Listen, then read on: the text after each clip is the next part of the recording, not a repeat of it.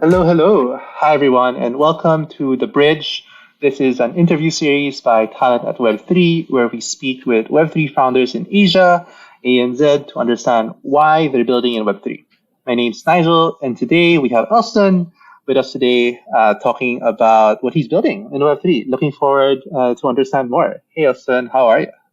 Hey Nigel, thanks for having me on the series. Looking forward to share a little bit more about what we're doing at Ethlas. Awesome. And yes, looking forward to learn more. Before we get right into it, Elson, I would love to know and understand what is your Web3 origin story, especially for those people who are, not very aware of Web3 as well. Sure. I think this kind of goes back to 2017. I was reading the news and I came across an article reading that there were pictures of cats selling for a few $1,000s on the internet. So I was like, interesting, what's this? And I think for those of us who are in the space, this is referring to CryptoKitties, where basically these are in those times like NFTs, basically images selling for a few $1,000s. I think that just intrigued me, right? Because we have known that digital content is monetizable, but just maybe the imagery of cats just really, really intrigued me. Since then, always heard about blockchain and on and off, kind of read up about it, interacted with it myself. And across the years, had a couple of friends then join unknown startups, right? At the time, they were like, oh, what's this company they're joining? Coinbase. What's this company they're joining? Binance. Interesting. And I think since then, just slowly went down the rabbit hole. And things really started gaining momentum in 2019, where I started chatting a lot more with some of my other friends, got more involved in the community. And me and one of my co-founders, Henry, we did a few startups together. And that's kind of how we started entering into the Web3 space through GameFi. And yeah, since then, it's been the last 1 year plus, and building Ethlas. And man, so much has happened over the last 1 year plus. Before Ethlas and Web3, what were you doing? So I was a product manager, and I've always been in the tech space. So kind of spent time in e-commerce, spent e-commerce in China actually, spent time at Airbnb, spent time at Grab. So fairly been in the space in Web2 tech, but always had intrigue and interest in Web3. So, read up a lot of like how blockchain works and reading a lot more about the stories of, let's say, the Winklevoss twins, listening and like reading about like how Mt. Gox happened. So a lot of like backstory, and definitely you can't escape the whole Bitcoin white paper when it came up, hearing about Vitalik. So I was in Web2, but I think always had a lot of interest into what's happening in the space. Got it. Was there anything in particular that gave you the signal to say now's the moment to jump into Web3? And just to add a little bit more color to that, when I was entering in Web3, there was a lot of doubt. And this was in 2021 already, right? Like, this is a scam. What are NFTs? Even Mt. Gox, right? Blowing up. So there were a lot of noise about Web3. So for somebody like you who, as you mentioned, have been around very practical, I'd say, Web2 experience, what allows you to say, hey, okay, this is the time, Web3 makes sense? Initially, after the whole rabbit hole with NFTs in CryptoKitties and some small investments in like early tokens, it was very casual, reading about it, chatting with friends. I think where things really took a serious turn was in late 2019, where me and a couple of my co-founders just started dabbling in the space. And we have explored many existing solutions, right? We started by looking at, hey, is there a world where we can build a staking pool? Can we issue interest-free education loans powered by crypto? Can we do better KYC authentication? And we really came to the consensus of games. And the rationale was that we looked at Web2, right? We look at App Store and Play Store. In the last 10 years, games always ranked top 3 in the genre of app downloads.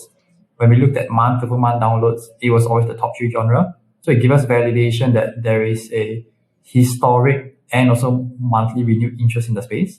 So the best way that it's known to us is just build and test. Also because with my co-founder Henry, we've done a number of startups together. So yeah, we just built, launched, and I think it was the right time, to be honest, and things picked up from there. So it was pretty serendipitous. We didn't expect to go out, do a big fundraise or anything. So that was kind of like how things took traction. What really gave us the faith and momentum was such big technological tectonic shifts happens in decades, right? It doesn't happen every 1 or 2 years. From the steam revolution, industrial engines, all the way to, let's say, the internet, to mobile. And since, this angle here for this series is more of like the people who are thinking of venturing into space, we can control how hard we work. We can control the type of companies we want to work for, but we can't control how the industry shifts. And this happens every 10 to 12 years. So I didn't want to miss that opportunity. And maybe also because, we feel at our stage, we're able to take on more risk. And naturally, risk tolerance is slightly correlated with years in the workforce. So we felt that this was the right time to make the plunge. And yeah, since building of the MVP, things got traction really quickly. Within 3 months, we managed to close our initial seed raise. Thankfully, we've managed to secure really, really nice and cooperative investors. So we're funded by Sequoia, Dragonfly Capital, and Makers Fund. So really a strong Web2 VC, a Web3 VC, and a gaming fund. We raised just under 10 million at the start of 2022. And since then, even though it's only been a short 12, 13 months, it's probably felt like it's 5 years. Yeah, it's definitely crypto years is definitely different. It hits you differently for sure. So the space you're building in is gaming, just to be clear. Is there any specific area in gaming that you're focusing on? So Ethlas started as a casual games aggregator. We pulled together the first version of it. We put together 5 different casual games, added a crypto rewards platform. We added meta mechanics like wheels, Wheel of Fortune, other mini games. Since then, we have had quite an interesting story. We started as a pure B2C consumer-facing product, of course, with the whole wave of GameFi. We've also slowly realized that a lot of the demand that we've got from partnerships and other existing partners is some of our security solutions. As we were trying to build consumer trust and consumer adoption ourselves, we realized that we were building a lot of pain points for other game studios, other Web3 projects. So we started modularizing a lot of our features and kind of like branching it out for like more of a B2B use case. And what really caught us is that the security and integrity space is something that is very core to the adoption of any new industry. So I would say over the last 12 months, it was 100% games.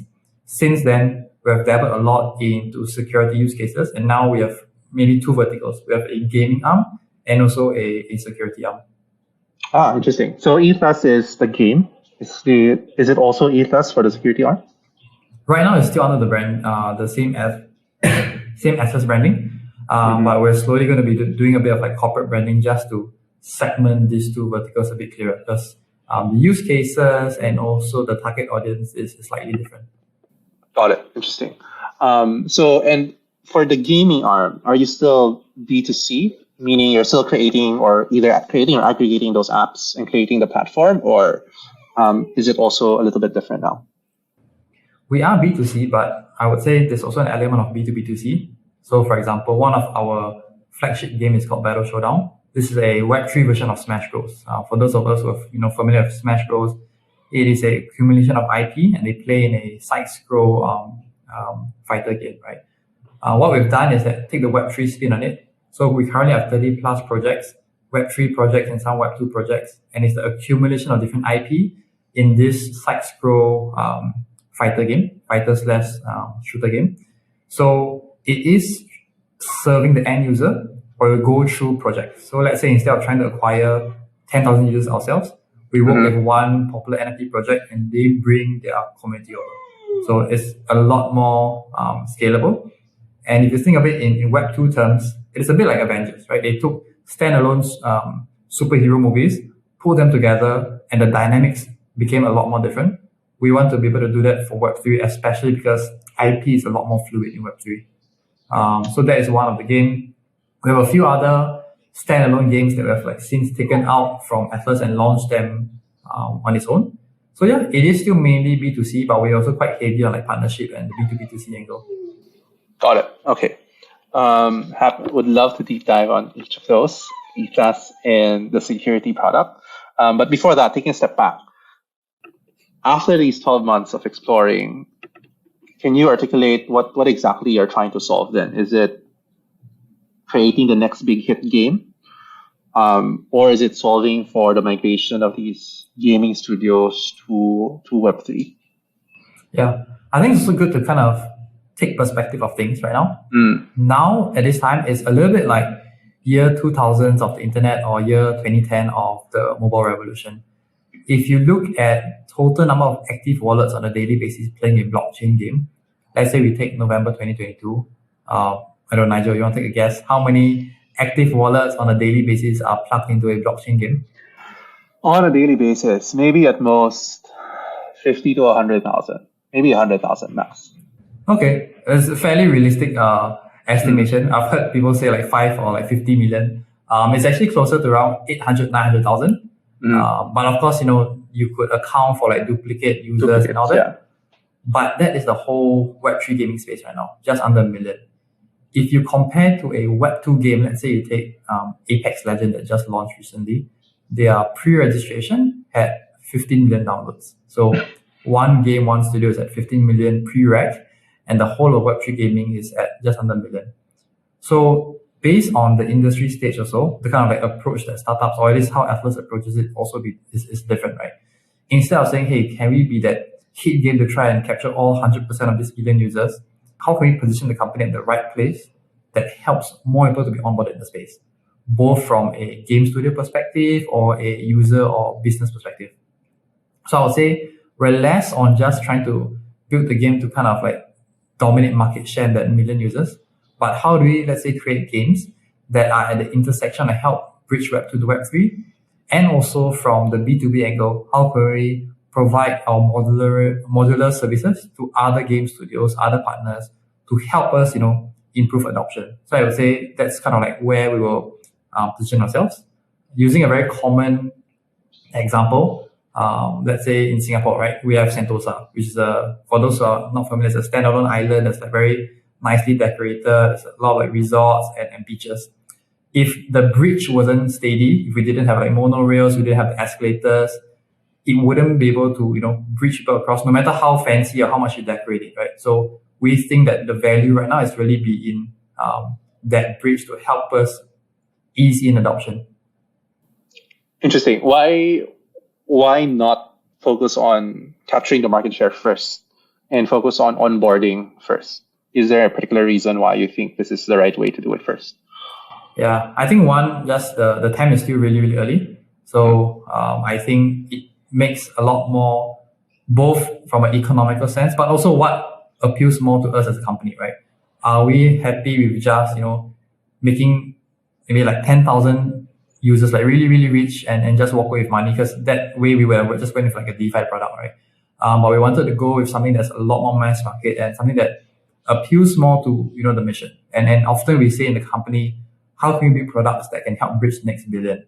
And that, even though it's a very, very big number, it sets the context of how we should think about products, how we should think about our initiatives, right? We have to work on things that scales rather than just, building for like a 4-digit user. And also coming from a Web 2 background, we've kind of seen how Web 2 technologies have left people behind. For example, previously at my role at Grab, you have seen how a e-payment solution or even being a driver on the Grab app allowed someone who was in rural Philippines, rural Indonesia, kind of like make ends meet and employ digital solutions to, let's say, receiving payments. So even at today's stage, if we look at less developed country, credit adoption or like credit card adoption is still at like 40-50%.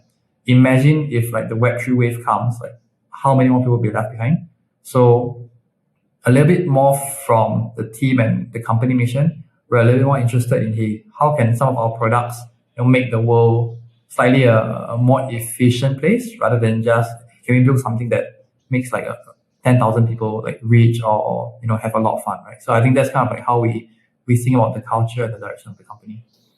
Got it. Do you think this is the harder path? Because at least education in general has a lot more steps. Like educating somebody from Web 2 all the way to Web 3 and everything in between of that will take a lot more time. At least in my opinion, it might take a lot more time to get traction.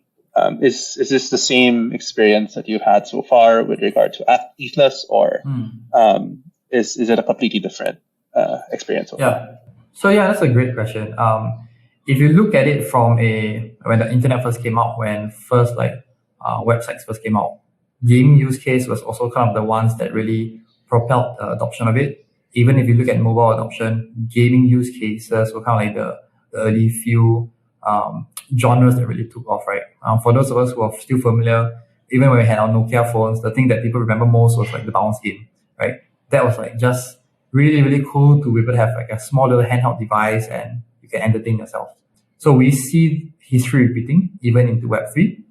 And the reason why we chose games is it was the most common and lowest denominator for adoption.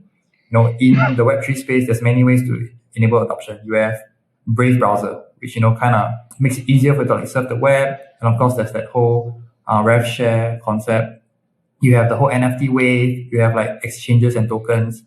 You have DeFi, and then there's games, right? We think that games is the one that's the lowest common denominator. Just it fulfills our mission of bridging the next billion a lot easier. And I think here's the proof in the pudding. Even in a bear market right now, more than half of on-chain transactions belongs to gaming use cases. So even in the bear market, games is still the predominant use case. If you reflect that over the last 2 recessions, games is a daily necessity that's recession proof.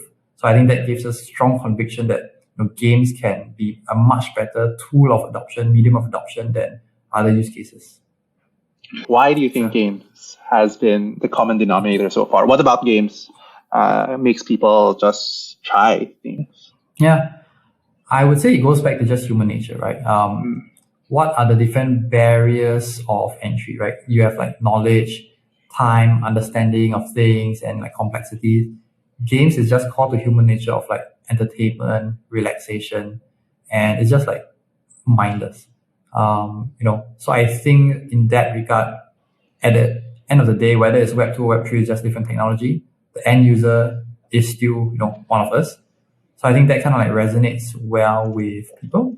For example, recently we've launched a like mini side game, right? In the previous game I mentioned, Battle Showdown is a Web 3 version of Smash Bros. We built a little tongue-in-cheek story mode depicting SPF and CZ. So the whole FTX saga. You can check it out at battleshowdown.com. There's a story mode. And we're like, okay, all of this is happening and unwinding on crypto Twitter.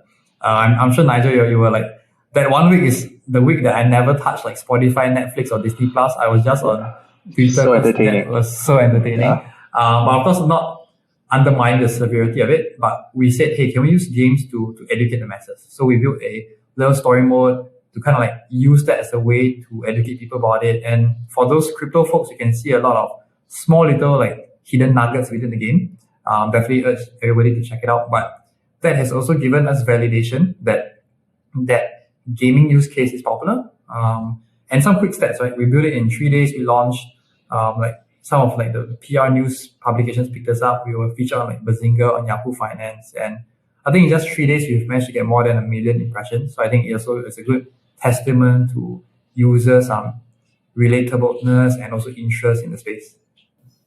Got it. Awesome.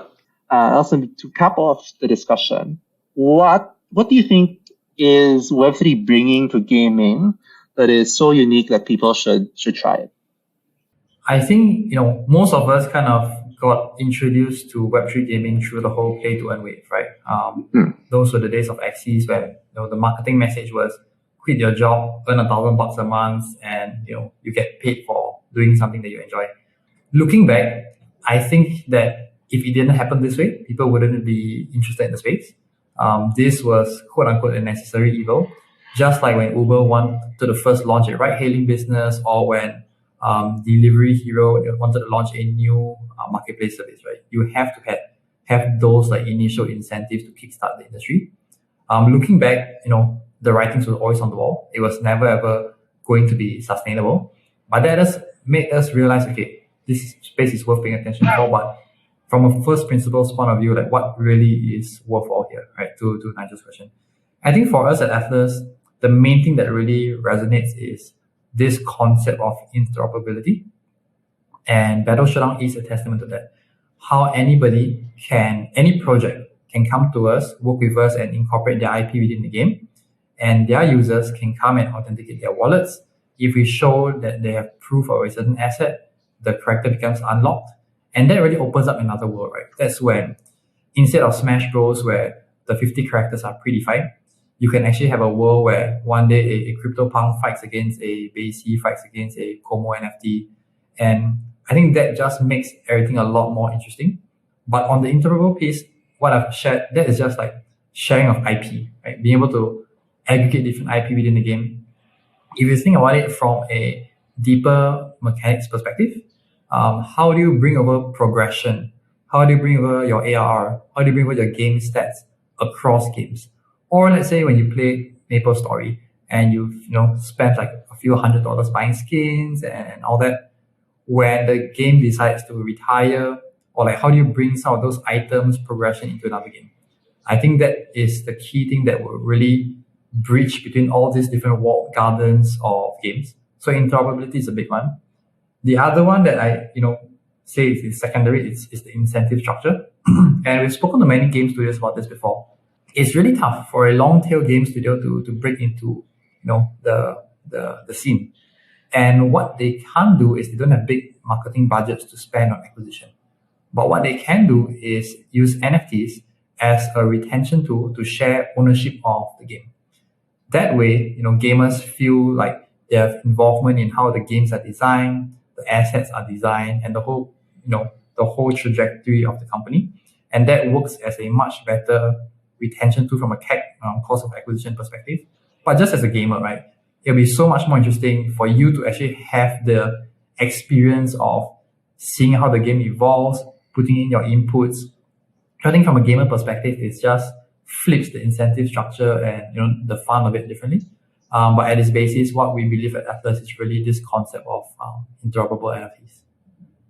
Awesome. And I think that's a good segue to really deep dive into Ethlas. What exactly is Ethlas? Could you break it down? Is it one big company of many games? Is it like a value chain from one thing to another thing to the final game? And then I want to spend some time to talk about your security arm as well. Sure. I think over the last 12, 14 months, we have launched many different games, and think of Ethlas as a factory, right? We have found a playbook to launch quick games. So a couple of steps. First, on the strategic side, we found a very quick way to validate certain hypotheses in terms of game genres, target market. So on the strategy side, we've also got really, really efficient in spinning up games really, really quickly, right? Be it from an architecture perspective, or is it from a native Unity or game engine perspective, all the way to UA, right? We've kind of got the hang of how can we do quick hypothesis testing, from doing A/B tests on art, A/B tests on even down to the copies and the thumbnails. So over the last 12 to 14 months, we've got a really good hang of it. And we are continually pushing new games out, both from trying to push for user adoption ourselves, but also as a way for partners to come on. So let's say, some time ago, we spoke to the folks from Sanrio. So they hold the IP for Hello Kitty and Gudetama. And they want to say, hey, can we work with you guys as our entrant into Web3? We've also gotten pings from other Web2 and Web3 companies. Some Web2 companies, they have maybe 30 to 50 million MAU, and they said, we want a way to move into Web3, but less so from a token or an exchange perspective. And gaming use cases came as that common denominator. So, in the mission of improving adoption, we don't think that we can move 1 billion people ourselves. So we also want to be able to build the tools to enable other game studios, other partners to make this bridge with us. Got it. So is Ethlas a gaming studio, publisher, distributor? Are you the one building the game yourselves, or are you just helping create the NFTs or something like that? Yeah, so we take on the role of both a in-house studio and also the distributor. But we don't only distribute our own games. We work with other players on either distributing their existing games, or let's say we collaborate with another game studio to co-launch different games together. Got it. So if I'm a game studio and I say, okay, I have this IP, Elston, could you build a game from me from the ground up? You can do that. Yeah, but of course, it has to fit in our theme, and we want to make sure that there is synergy with our long-term roadmap. Got it. How many games do you have in your portfolio right now? Yeah, if it's just casual games alone, right now we're probably sitting at like 20 to 30. And then since then, we've started on, let's say, virtual pet simulation games, Battle Showdown, which is like a mobile type of game. So there are stuff that we veer away from, but in that space of casual games, virtual pet sims, that is kind of like our sweet spot where we've operated in. Got it. And are these all mobile games specifically, or are you focusing on PC only games? Yeah, we started with both. In fact, most of our games started with desktop only or like web first. We wanted to take away the barrier of like logging in, authenticating, and everything. Also, because when we started with Battle Showdown, most users are more familiar with using the Chrome MetaMask plugin for authentication. But since then, right now, we're pushing towards like a more native experience. It's just a better gamer experience. Retention is better. So right now, we're going more for a mobile first approach. Got it. And how are you thinking about the future of Ethlas? Is it 100 games, or is it? How are you measuring success? The number of games that you have, the number of wallets that you have. Yep. So I guess end of the day, it's still on usage and monetization. It's less so on the number of games. With one of our key investors, Makers Fund, they're a gaming portfolio. Even some of the other portfolios, they have a library of like 50 games, but most of the traffic really still follow the Pareto rule, where like maybe 3 or 4 games are their major ones. So talking about Ethlas as a gaming factory, we've kind of got that magic sauce of be able to replicate success. So I think we're not looking for a hard number of like 100 games or 80 games. We're trying to find a sweet spot where every new game kind of like works on the successes and losses of the previous game. So I would say on how we can help accelerate our goal of hitting 1 billion users, and we don't think we can do it ourselves. So definitely partnership would be big on our agenda. All right. Any insights so far that you're able to share? What have you seen doing 20 games so far? Yeah, one, we've seen that there's a lot of bad actors in Web3. For example, even if you do a quick like Twitter giveaway, right? And there was once we did it really hackily, in a very hacky fashion. We used like a Google form, right? You submit a few criteria, fill out a Google form. And I remember opening the Google form, and for once in my life, I saw running numbers happening on Google Forms. Like the number of entries jumped from like 1,000 to 5,000 to 10,000, like before my eyes, right? I was like, that is cool. And yeah, there's just a lot of bad actors, right? But thankfully, the team's experience and expertise in security really helped us to combat a lot of things. So while that was a challenge initially, it also forced us to build a lot of like anti-botting and fraud management systems in place. Even when we do cash in, cash outs, there are like models that kind of like do security checks on them. So it actually forces us to realize, got us closer to where the problem was. And imagine if a early studio that didn't have much funding, they put it out there, they want to do a giveaway, and they just got drained really quickly. That also pointed us a little bit more into what are the needs of the market. That's also why we kind of started focusing a lot more resources on this like safety and building user trust. So yeah, bad actors, but that drove us a bit closer to what the market needs. It's also interesting just in the space of like the kind of games that we build. If you go from like DeFi games, there's like chickens involved and like farms involved. There's a sunflower project on Polygon that got popular some time ago. But just how creative people are in the space, even the use of NFTs, right? I remember one that was like loot box NFTs. Even there wasn't like any graphics or anything. There was just a few line of codes of the attributes, and it got really, really popular. So I think from a creative perspective, it's just really, really cool to see what other people are looking at. And of course, in that chasm of how Web2 game studios wants to bridge into Web3, over the last few months, we probably talked to 5 of the largest game studios in the space right now, and it's just really, really encouraging to see that many of them are making headwinds and making that intentional move into Web3. But of course, you have other game studios that takes a very like, no, I'm not involved in Web3 approach. So I think, coming from the space is just a really exciting time to see how different businesses, make decisions in this regard. Makes sense. Speaking of the security aspect and the challenges that you've seen, can you talk more about the security arm of Ethlas? What is it? What kind of services are you providing? How do you see the future of it? Yeah, so I think this really stems from one of our co-founders' expertise. So Ari, a little bit of background. Ari did his PhD in cryptography and security in late 1990s. This was before the world cared about blockchain. So he was working on like e-cash and digital currencies. But at that time, like nobody cared about Web3, right? So Ari went to do his rounds in the Web2. So he spent a number of years at Google, spent a number of years at like Microsoft. Funny story, he was working on the Xbox Live team on like fraud management. And his team was in charge of making sure that the Xbox Live consoles were tamper-proof. I used to joke with him that I used to modify my Xbox so that when I played Halo, I can shoot through walls. So many years ago, we had some interaction. But this whole push came about, hey, he was like looking through like what's happening in the space, and it is really very nascent. For those of us that have, let's say, minted an NFT before, I wonder how many of us actually reads like the description on MetaMask when we're authenticating or allowing a transaction. And a personal story. So 2 months ago, I think I was doing a mint and we had to burn an NFT to receive a new NFT. And when I was about to click accept the transaction, the MetaMask prompt came up and it said that by signing this, you're actually going to grant access to all your NFTs in your wallet.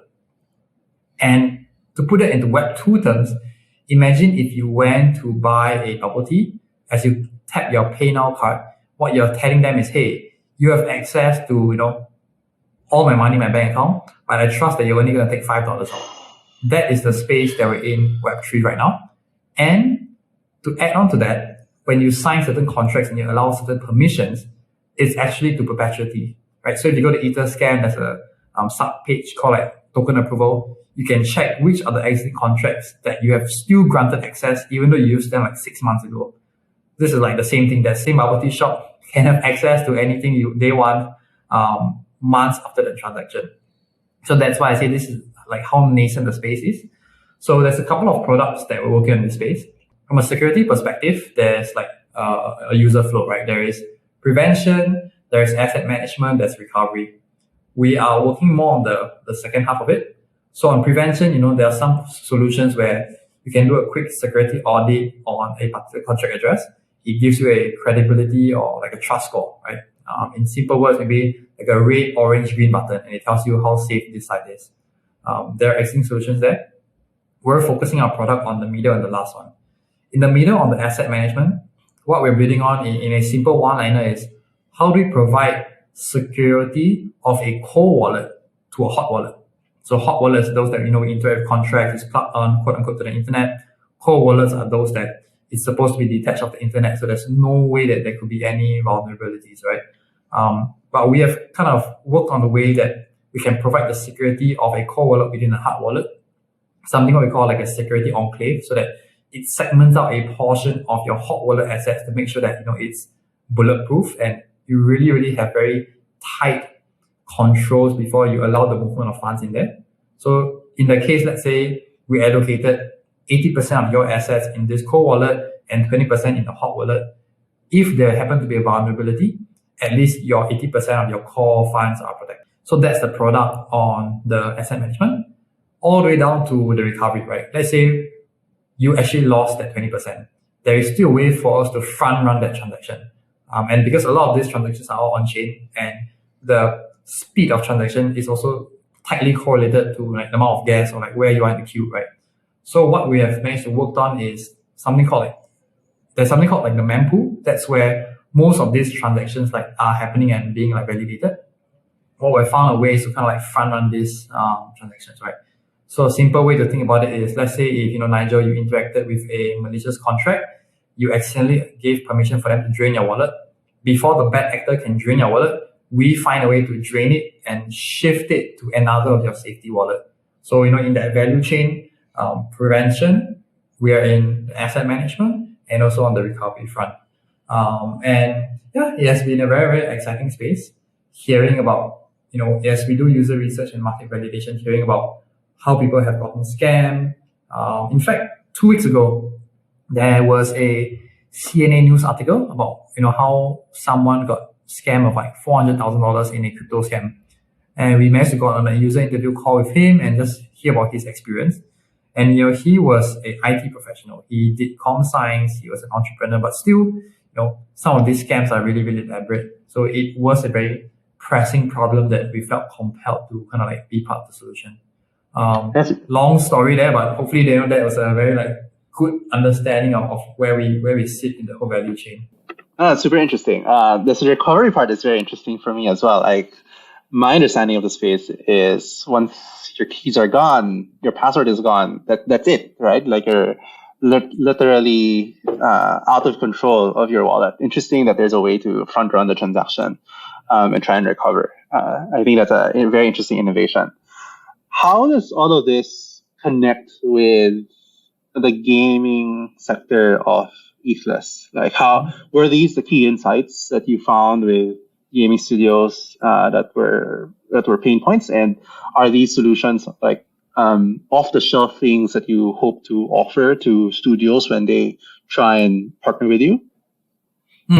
Yeah, so I mean, back to the mission of Ethlas, right? Yeah. We want to be that bridge to help move like the next billion people. Yeah. So games on that one side is, it catches people's attention. It's a very low barrier use case, but no matter how fun is it, like, you will have to still solve for the trust and safety issue, right? That's where we felt compelled to, can we bring on the security aspect to help the industry, be a bit more safe, especially with what has happened in the last 6 to 9 months with crypto. Like, I think consumer and regulatory confidence has just really taken a step backwards, right? So I think, we felt compelled that this is a problem worth solving. And if you think about it on the gaming front and on the security front, it is really how do we build trust and fun to help bridge the space. And ultimately, when games are ready to make that pivot into Web3, our security product can be there to, be at the right place at the right time. And we want to lower the barriers of entry, right? For a game studio or large gaming companies, they want to make sure that security is not compromised and their players can feel safe in the space. So kind of like we see those complementary areas, and really the security product is where, as we're bringing out the games ourselves and trying to push for user adoption, we realize that that is the core thing to solve for before anything else can be built on top, right?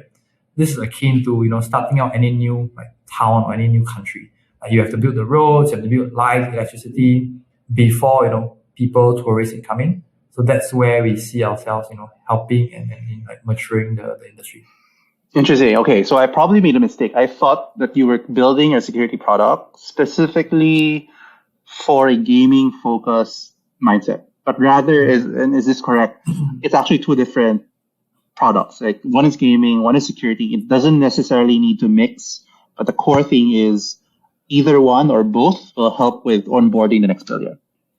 Yeah, I mean, we're not tied to just gaming assets, because at the end of the day, gaming assets or other digital assets are complementary formats. So as we build out the gaming use case, we think that security in the general on-chain transaction space is still important and integral. Interesting.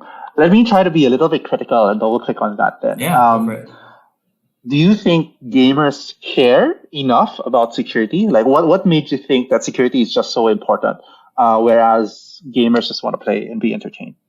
Yeah, I think that's a good point, right? In fact, I would further that point. Even would gamers care whether it's on Web3 or Web2? Or would gamers care if it's on Polygon or if it's on another L2 or L1? No one plays Clash of Clans and I wonder if they are on Google Cloud or they're on AWS, right? That less so influences their decision. So in the long run, I don't think that what protocol or chain it matters to the users. Of course, to the company, it matters a lot more, right? So that's kind of taking that conversation one step further. But on security, I would say in a matured market, users care less about it. Right now, when you make a online payment, right, you don't think about, okay, are they provided by Stripe? Do they have any certification? Because more or less you expect some certain amount of trustworthiness. But imagine in the early days where, let's say, Zappos first, sold their first 10 shoes, right? That's when people really were a lot more skeptical and hesitant on making a credit card transaction. So I think, in terms of the maturity of the market, early stages, security is probably a bit more core to the conversation. At a later stage, people are a lot more accepting and just kind of take it that security should be a mandatory feature in any product already. Got it. Interesting. Okay, makes a lot of sense. Was there anything else you wanted to share about Ethlas or your security arm? No, I hope that this was helpful. Especially, I was chatting with you, Nigel, earlier just to understand a little bit more about the demographic of the users, of the listeners.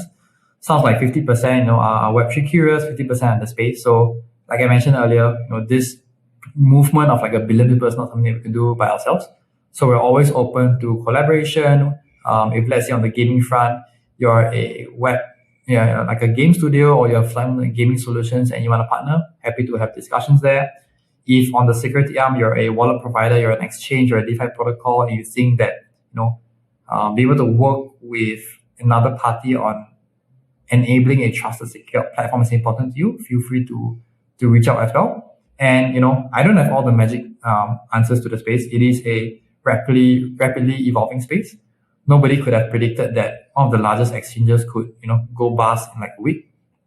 So I think collaborating and co-building in the space right now is really, really important. And how can companies work together to restore confidence? And it's a nice time to be in the space right now, because people who are interested in Web3 actually believe in it. People who are looking for roles or jobs in the space are not here just for the hype. So actually from a company perspective, it's really a good time to build, a good time to like consolidate talent and companies. So yeah, for those of you who are like on the fences and thinking about the space, just be a user, play more about the space, read more, understand more about it. And yeah, when the time comes, you can make that decision. But for now, I think it's a really nice builder season. Yeah, I want to underline that point, the builder season. So as you mentioned, it's a bear market. Crypto is kind of down. There's been a lot of chaos in the past few months.